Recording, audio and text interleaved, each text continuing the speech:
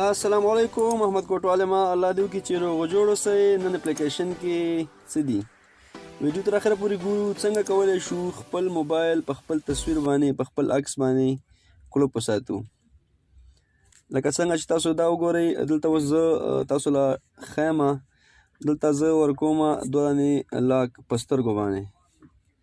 تاسو ګورئ په سترګو باندې ما لاکونه ورکړه بس دا لاک اوکی شو. اوس چې کله هم زما موبایل له څوک لاس وړي که د هر ځای نه که هر څه کوي هغه به نه خلاصېږي یا به بالکل لاک وي. خو چې کله هم زه کلیک کوم په سترګو باندې د موبایل لاک به اتومات ورباندې خلاصېږي. تاسو ولیده ډېر اسانه اپلیکیشن دی، وزن یې هم کم دی، طریقه یې ډېره اسانه ده. که تاسو د خپل تصویر د ماشومانو په تصویر په خپل تصویر یا په کوم منظرې باندې ولګوئ، که تاسو هغه په تصویر کې خاص ځایونه نښه کوئ په هماغه ځای به ستاسو د سکرین لاک کولاویږي، په بل ځای به نه کولاویږي. لکه څنګه چې تاسو له ما وښودو که زه په دې تصویر کې د سترګو نه علاوه کوم ځای انتخاب کړم هم کولی شم، که هغه شونډې وي، که هغه پوزه وي، که غوږونه وي، که شاله منظره وي، کولی شو چې د تصویر هغه ځایونه چې موږ انتخاب کړو هماغه ځای باندې بېرته لاک خلاص کړو.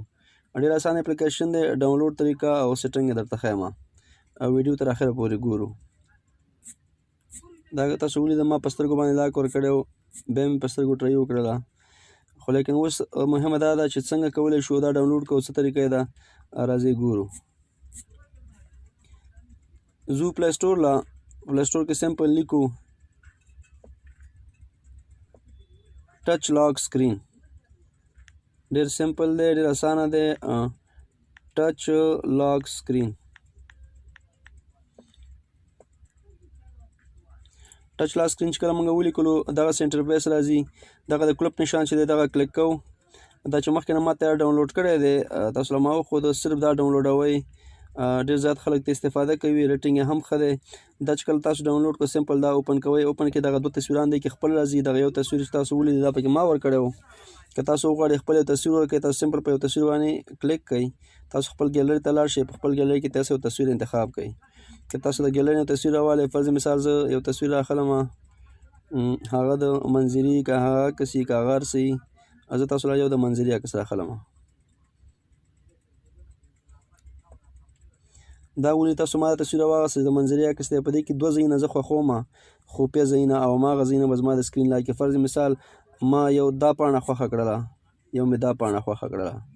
تاسو سمپل ولې د دوه سټیپه کوډ ورکوم یو دا پاڼه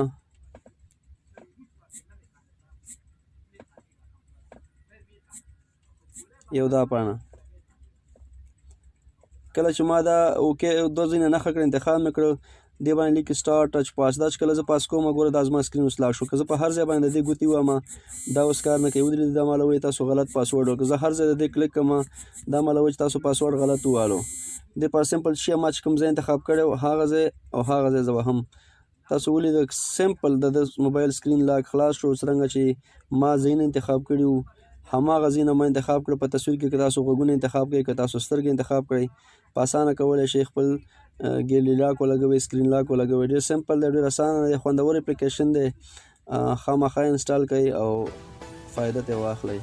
د ویډیو لیدونه مننه، خوشحاله اوسئ. په مخه